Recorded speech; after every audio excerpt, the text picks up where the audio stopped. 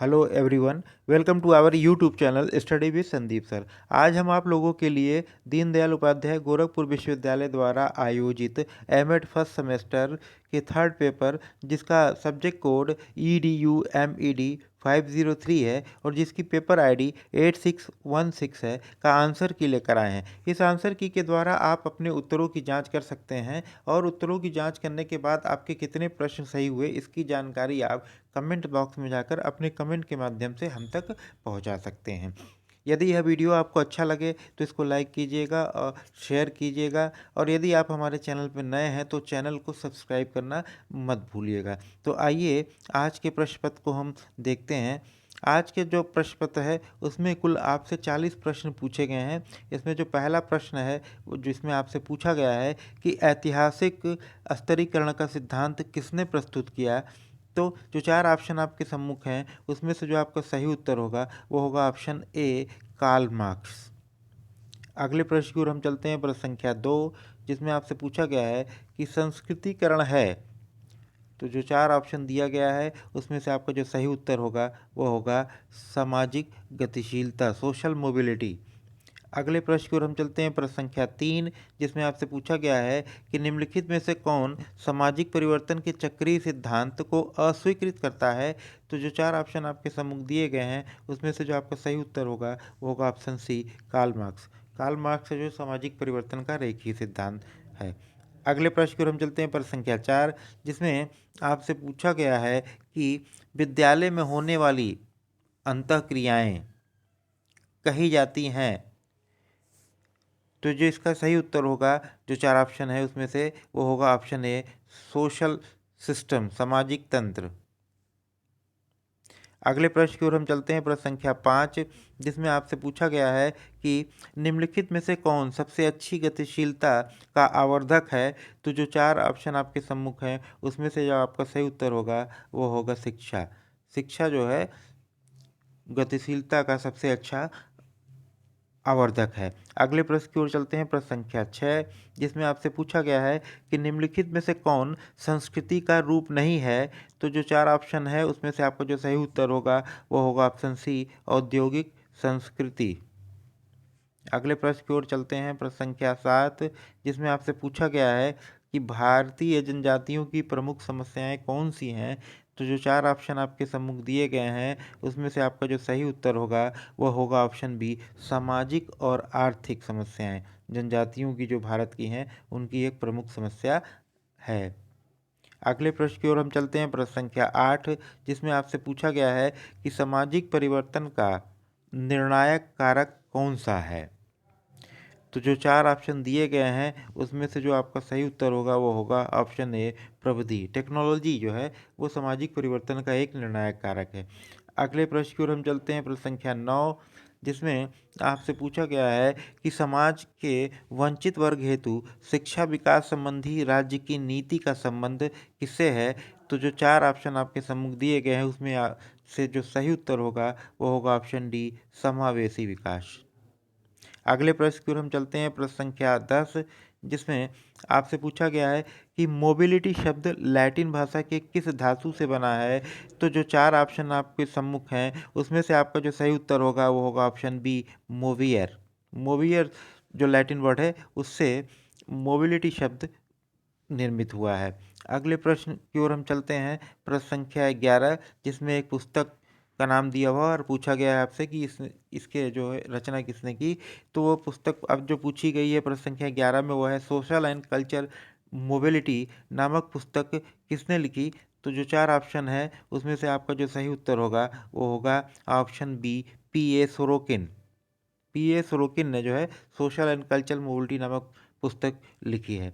अगले प्रश्न की ओर हम चलते हैं, प्रश्न संख्या 12, जिसमें आपसे पूछा गया है कि लोकतांत्रिक समाज वह है। A democratic society is one which, जो चार ऑप्शन आपके दिए गए हैं उसमें से जो सही उत्तर होगा वो होगा ऑप्शन सी, जो समाज अवसरों को मान्यता जो समानता, स्वतंत्रता, बंधुत्व और न्याय के सिद्धांत का पालन करे। ऑप्शन सी जो है इसका सही उत्तर होगा। वही लोकतांत्रिक समाज की विशेषता है जहाँ पे समानता, स्वतंत्रता, बंधुत्व और जो न्याय है उसकी जो सिद्धांत है उसका पूरी तरह से पालन किया जाता है। तो प्रश्न संख्या 12 का ऑप्शन सी आपका जो है सही उत्तर होगा। अगले प्रश्न की ओर हम चलते हैं, प्रश्न संख्या 13, जिसमें आपसे पूछा गया है कि निम्नलिखित में से कौन सामाजिक गतिशीलता का प्रकार नहीं है। तो जो 4 ऑप्शन दिए गए हैं उसमें आपका जो सही उत्तर होगा वो होगा ऑप्शन ए, त्रिकोणात्मक। ट्रायंगुलर मोबिलिटी नाम की कोई चीज़ नहीं होती, हॉरिजेंटल और वर्टिकल मोबिलिटी होती है। तो जो ऑप्शन प्रश्न संख्या 13 में दिए गए उसमें से जो आपका उत्तर सही होगा वो होगा ऑप्शन ए। अगले प्रश्न की ओर हम चलते हैं, प्रश्न संख्या 14, जिसमें आपसे पूछा गया है कि निम्नलिखित में से कौन सामाजिक गतिशीलता का कारक कारण है। तो जो 4 ऑप्शन दिए गए हैं इसमें से जो सही उत्तर होगा वो होगा ऑप्शन ए, अधिगम या लर्निंग। प्रश्न संख्या 14 का ऑप्शन ए आपका सही उत्तर होगा। अगले प्रश्न की ओर हम चलते हैं, प्रश्न संख्या 15, जिसमें आपसे पूछा गया है कि सामाजिक बदलाव के मुख्य कारण क्या हैं।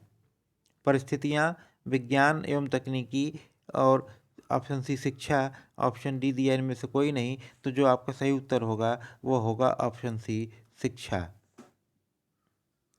अगले प्रश्न की ओर चलते हैं हम, प्रश्न संख्या 16, जिसमें आपसे पूछा गया है कि संविधान में किस संशोधन के द्वारा प्रस्तावना में समाजवाद शब्द जोड़ा गया। तो जो 4 विकल्प आपके सम्मुख हैं उसमें से आपका जो सही उत्तर होगा वो होगा ऑप्शन बी, 42वें संशोधन के द्वारा 1976 में संविधान की प्रस्तावना में समाजवाद शब्द को जोड़ा गया था। अगले प्रश्न की ओर हम चलते हैं, प्रश्न संख्या 17, जिसमें आपसे पूछा गया है कि निम्नलिखित में कौन अपनी संस्कृति से स्वतंत्र है। तो जो 4 ऑप्शन दिए गए हैं उसमें से आपका जो सही उत्तर होगा वो होगा ऑप्शन ए, पागल। पागल व्यक्ति जो है वो अपनी संस्कृति से स्वतंत्र होता है।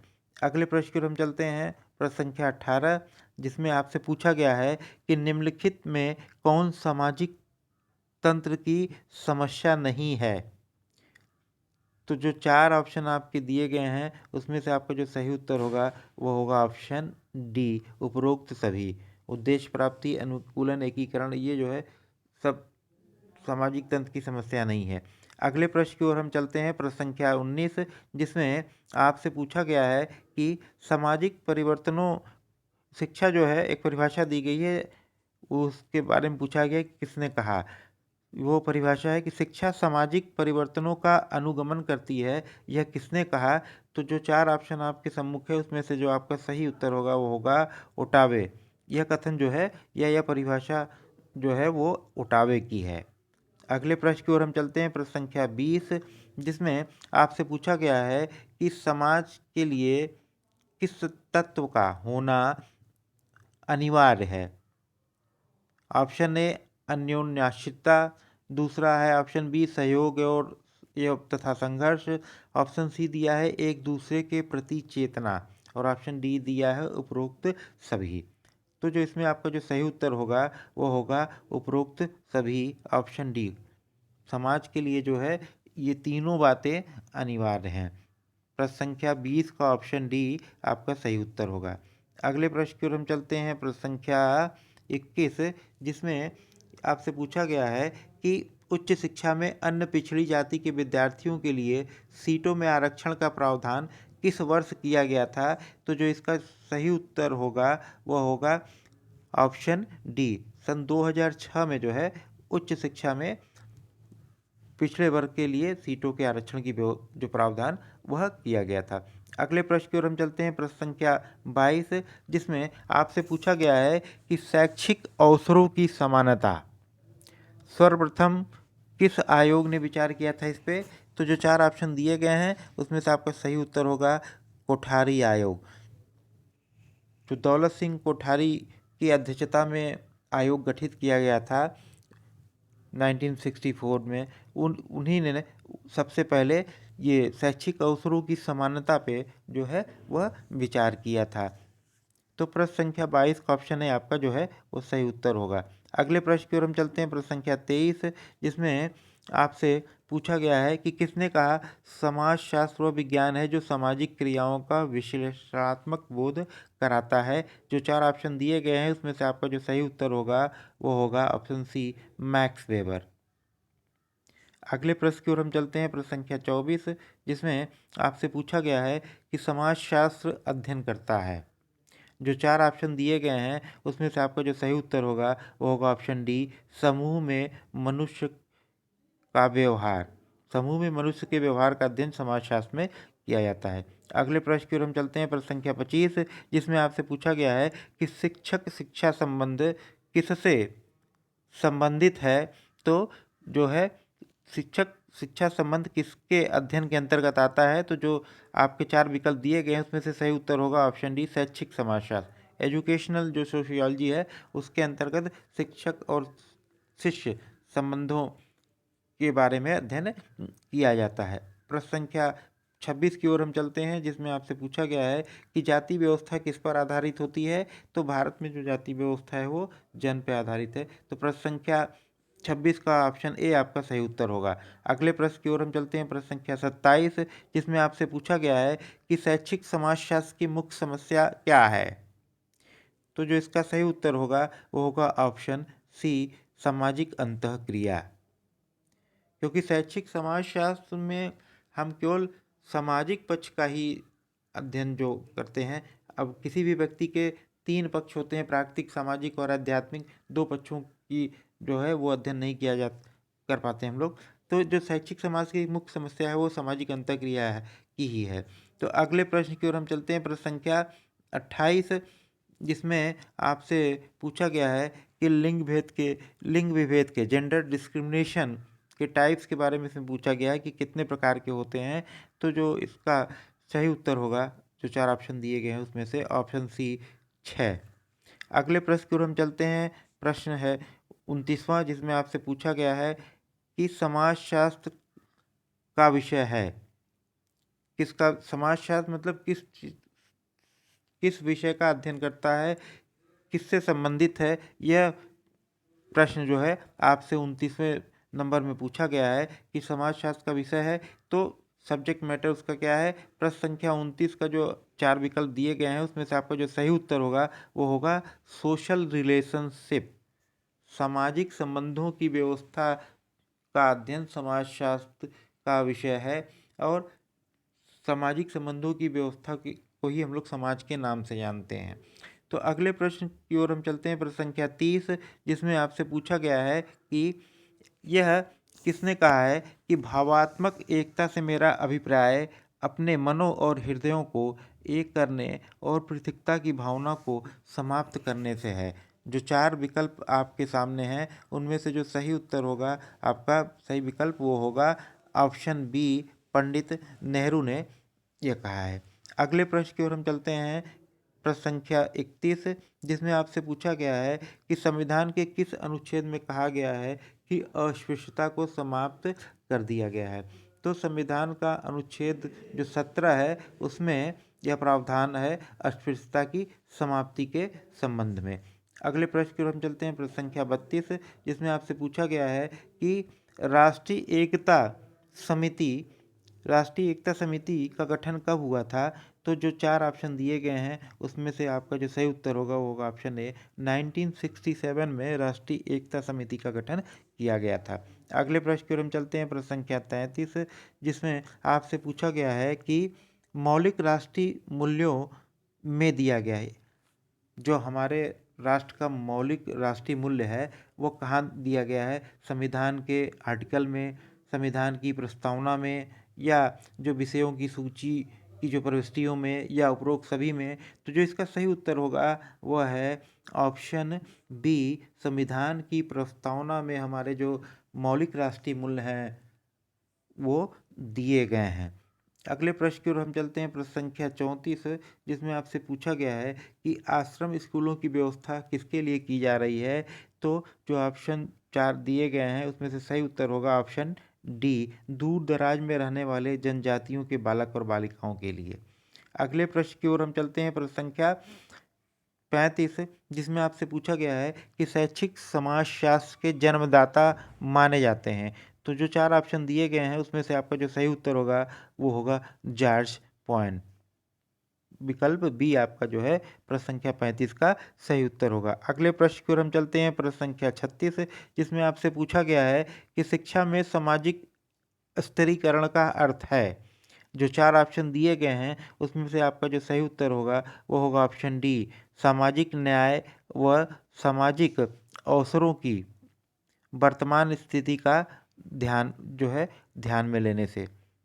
अगले प्रश्न की ओर हम चलते हैं, प्रश्न संख्या 37 की ओर, जिसमें आपसे पूछा गया है कि समाजीकरण की प्रक्रिया है। इसमें जो 4 ऑप्शन दिए गए उसमें से आपका जो सही उत्तर होगा वो होगा समाज का सदस्य होने के लिए सीखना। अगले प्रश्न की ओर हम चलते हैं, प्रश्न संख्या 38, जिसमें आपसे पूछा गया है कि लोगों को किसी एक विशिष्ट सामाजिक वर्ग में रखने के लिए जो मानदंड प्रयुक्त नहीं होता है वह निम्न में से कौन है। जो 4 ऑप्शन आपको दिए गए हैं, ऑप्शन ए प्रजाति, ऑप्शन बी ज्ञान, ऑप्शन सी धन, ऑप्शन डी धर्म, तो इसमें से जो सही उत्तर होगा वो होगा प्रजाति। बाकी तीनों ज्ञान के आधार पे, धन के आधार पे, धन के आधार पे हम जो है वर्गों का निर्धारण करते हैं। अगले प्रश्न की ओर हम चलते हैं, प्रश्न संख्या 39 की ओर, जिसमें आपसे पूछा गया है कि शिक्षा का समाजशास्त्र है। जो 4 विकल्प दिए गए हैं उसमें से आपका जो सही उत्तर होगा वो होगा ऑप्शन डी, शिक्षा संस्थाओं से संबंध सामाजिक प्रक्रिया का एक विश्लेषण। प्रश्न संख्या 39 का ऑप्शन डी आपका सही उत्तर होगा। अगले प्रश्न की ओर हम चलते हैं, प्रश्न संख्या 40, जो इस प्रश्न पत्र का अंतिम प्रश्न है। उसमें आपसे पूछा गया है कि परंपरागत रूप से समाजशास्त्र का जनक किसे माना जाता है। तो इस प्रश्न में जो 4 विकल्प दिए गए हैं उसमें से आपका जो सही उत्तर होगा वो होगा ऑप्शन सी, अगस्त कॉम्ट। अगस्त कॉम्ट को समाजशास्त्र का जनक माना जाता है। इन्होंने 1838 में जो है समाजशास्त्र को जो है इसका नाम दिया था और इस शास्त्र के जनक के रूप में इनको हम लोग फादर ऑफ सोशियोलॉजी के नाम से जानते हैं। इस प्रकार आपके प्रश्न पत्र में जो 40 प्रश्न आए थे उन सभी प्रश्नों के उत्तर आपको मिल गए हैं और अब आप इसके द्वारा अपने उत्तरों की जांच कर सकते हैं। और यदि यह वीडियो आपको अच्छा लगे तो इसको लाइक कीजिएगा, इसको शेयर कीजिएगा, और यदि आप हमारे चैनल पर नए हैं तो चैनल को सब्सक्राइब करना मत भूलिएगा, क्योंकि आगामी जो आपके प्रश्न पत्र होने हैं उसका आंसर की हम अपने इस चैनल पे अवश्य देंगे। धन्यवाद। जय हिंद।